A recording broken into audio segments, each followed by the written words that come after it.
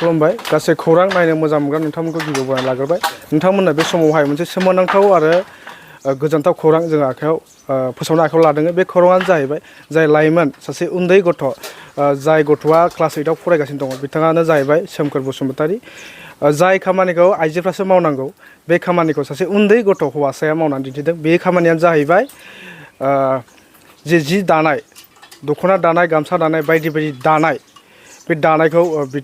बे लाइमोन उन्दै गथ'आ जे दानानै दिन्थिदों बा दानानै फोरमायनो हादों बे मोनसे सोमोनांथाव जाना फैदों नंगौ बिथाङानो जाहैबाय चिरां जिल्लानि सिङाव थानाय सान्थिफुर नैबे बेरेंसिगुरि मोनसे फिसा गामिनि थागिबि जोङो मिथिनो मोननाय बायदिब्ला बे लाइमोन गथ'आ बा उन्दै गथ'नि आंगो बिफा बियो गैलिया बिमा दङ बिमाखौ गायदे बसुमतारी होनना जोङो मिथिनो मोनदों जोङो बिक्तिगत बे लाइमोन जिथु गथ' बेनिफ्राय जों मिथिना लानो नाजानि बे जिथु खामानि सोरनिफ्रायबा सोलोंनानै रोंदों बा गावनो गोसो जाना रोंदों आरो बिथांनि जे थांखि आरो उद्देश्यआ मा जोङो बेफोरखौ मिथिना लानो नाजागोन केमेरा पार्सन बिथांखौ आङो एसे दिन्थिनो खावलायदों बे समाव नोंथांमोना नुनो हादों जिथु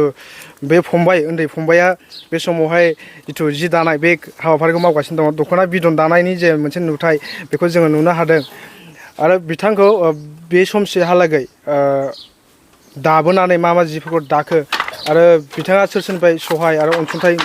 मोननो हाखो आरो बिथाङा फिउचाराव मा लुबैदों आरो जोंनि सरकारनि थोरफनिफ्राय बिथांखौ नायदोंना नायाखै बा नायनांगौ दंना गैया बेखौ जोङो मिथिनानै लानो नाजागोन मा नाम सोमखोर बसुमतारी मा क्लासाव फरायो 8आव न'आव सोर सोर दं नोंहालाय बिमा दं ओमफ्रायो बिब' दं ओमफ्राय बिनानाव दं बिदा 2 दं बाबा गैला ओहो नों दे जि दादों जि दानो रोंदों बेखौ मालानिफ्राय दाजेना बेसे गोबाव जाखो आं क्लास 6निफ्रायनो दाजेनदों जिखौ बोसोरनै जाबाय नोङो सोलोंनानै रोङा ना सोरबा फोरोङा नोंखौलाय आं हारसिंसो सोलोंनानै रोंदों मा जिखौ दानो हायो गामसा दख'ना साद्रि एरखोनाय बायदि बायदि हायो गांबेसे जि दाखो दासिमावलाय दाबाय एसे बुरजायैनो माथो जि दानानै फानदों होननाय खोनादों मा जिखौ फानखो दख'नाखौसो फानदों गांबेसे फानखो गांनैल' फानदों मा दख'नामोन बेलाय बेनो दख'ना बिदनानो दख'ना बिदन औ बिब' दानो हरदों बेखौ नोंनि आब'सो औ अबाव थायो नोंनि आब'आलाय हाबा जाहैबाय अबाव क'क्राझाराव नोंसिनि आब'आ खुन्दुं बायनानै हरो दानो ओमफ्राय सोरबा सोरबा आदि दानोबो हरो नामा औ बिदि दानानै उनावहाय मा जानो लुबैदों मा थांखि दं अइभिं मास्टार अइभिं मास्टार जानोबा बेफोर खामानिखौथ' रोंजोबनांगोन नङा होमबा दा सोलोंगासिनोसो ना हाजोब्बाय हाजोबखाबाय एसे सोलोंहांगासिनो अबेखौबा ट्रेनिंनि थाखाय अबेबाफोर सुबिदा मोनोबा नोङो जेनेबा सोलोंहैगोन सोलोंहैया जेनेबा साबसिन रोंनो थाखाय सोलोंहैयो सोलोंनो थांगोन दाबाय थानाय जियालाय माथो दख'ना बिदन माइदि गोनां ओमफ्राय नोङो स्कुलबो फरायो ओमफ्राय जिबो दायो बोरैहाय टाइमखौ मेनेज खालामो स्कुलाव थांनानै फैबा स्कुल गबा दाफैयो स्कुल खयथायाव थाङो खयथायाव फैयो 8थायाव थाङो ओमफ्राय बिदिनो 1था 1:30थायाव गयो दाफैयो ओमफ्राय स्कुल बन्द' जाबा दायो गामियालाय माथो बेरेंसिगुरि नोंखौ गामिनि मानसिफ्रा नायनो फैना फैया फैयो सोरबा सोरबा मा होनो नोंखौलाय मोजां होनो ना गाज्रि होनो मोजां होनो मा होनो हौवा मानसियानो जि दानो रोङो होनो नोंखौ बिदि जोङो जाय उन्दै फंबाय बिथांनिफ्राय जों खुगानिफ्राय मिथिनो मोनबाय बिथाङा जोंनो फोरमायदों बिथाङा गाव नाजानायजोंनो जिथु बे हाबाफारिखौ सोलोंनो हादों होननानै बिथाङा बुंदों जिथु बिथाङा 6 थाखोआव फरायोमोन बे समनिफ्रायनो बिथाङा बे हाबाफारिखौ सोलोंनानै मावबोदों होनना फोरमायदों आरो जि दानाय बेलायाव गावनि बिब' सासे दं होननानै जोंनो फोरमायथिदों बिब'आ गावनो सहाय खालामो सहाया जाहैबाय खुन्दुंफोरखौ बायनानै जि दानो थाखाय हरो होननानै फोरमायदों आरो बिथाङा जोंनो फंसे बाथ्रा बुंदों जे बिथाङा इयुनाव जुदि हायोब्ला बा नाजानाय दं बिथाङा गावहा दं होननानै बुंदों अइभिं मास्टार जानो गोसो दं होननानै फोरमायथिदों दा जोङो बे समावहाय गामिनि सासे बिक्ति बा दैदेनगिरि नैबे बेरेंसिगुरि गामिनि बिथांनिफ्राय जोङो मिथिना लानि बे लाइमोन गथ'नि बागै बिथांमोना लाइमोन गथ'खौ मा नुदों बा बिथांनि सायाव मा आसा खालामदों जिथु बे लाइमोन गथ' उन्दै बिदि जि दानो हादों गामि हिसाबै मा बुङो जोंहा सोमखोर फंबायखौ साबायखर होदों मानो होनोबा जोङो नैबे जि दानायखौ नुनानै आरो जोंहा उन्दै गथ' दासो 8 थाखोआव फरायनाय आरो जोंहा बोसोरनै जाबाय सोलोंनाया नाथाय बियो रावनिफ्रायबो सहाय मोनाखै गावनो गोसो जानानै दादों आरो बिब'आ एसे एनै सहाय होदों खुन्दुं बायनायखौ आरो ओरैबायदि बियो टेलेन्ट मानसि जोंनि नुनायाव मानो होनोबा बे मोनसे थांखि लादों जि दानानै बा जिनि माखासे सोलोंनायफोरखौ सोलोंजोबनानै इयुनाव जिनि मास्टार जिनि जि दानायनि मास्टार बेखौ जानो सानदों बेखौ फोरमायबाय थायो दा जोंबो खोब गोजोननाय मोनदों नोंथांमोनहा बे मिडियानि गेजेरजों मोजाङै मोजां जि उन्दैखौ बा बाबुखौ फोरमायनानै बा मोनसे चेनेलनि गेजेरजों नोंसोरो मोजाङै फोरमायहरोब्ला जाहाथे गभर्नमेन्टनिफ्राय माखासे अनसुंथाइखौ मोनगोन बेखौ आं आसा खालामो आरो बिथांनि न'खरा माबायदि कन्डिसनफ्रा ओरैनोथ' बे बाबुनि न'खरा बिराद गोरिब मानो होनोबा हाबो गैया बिस्रा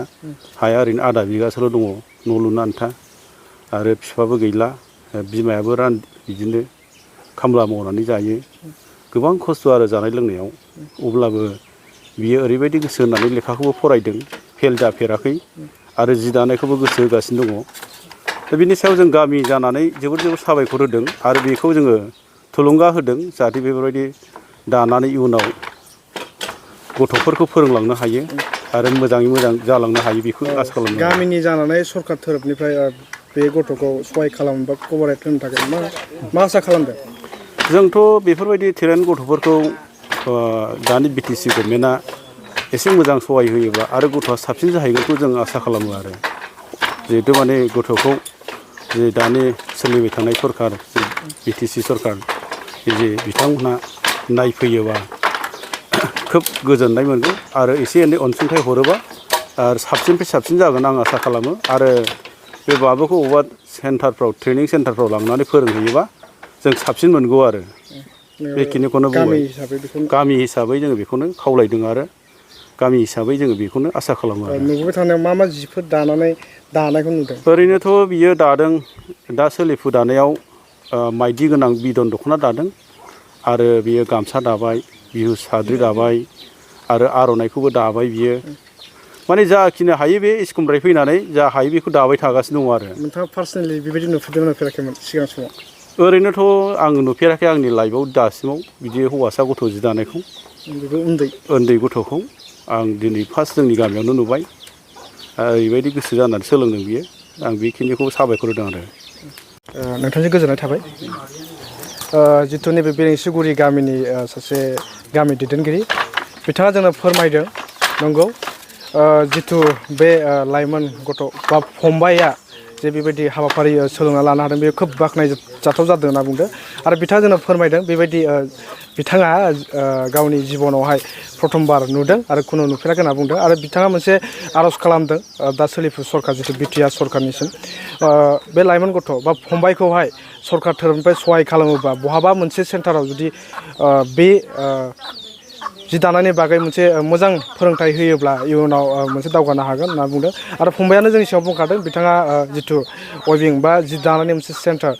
बा जि दानायनि बागै बा सासे फोरोंगिरि जानो गोसो दं होननानै बिथाङा जोंनो फोरमायथिदों बेखौनो जों आर'ज खालामगोन सरकार थोरफनिफ्राय बिथांखौ सहाय खालामथों आरो जोंनि जिथु बर' हारिनि गेजेराव बेबायदि गैफेरैलाय सहाय खालामनानै मोनसे जाथि बा हारिनि थाखाय मोनसे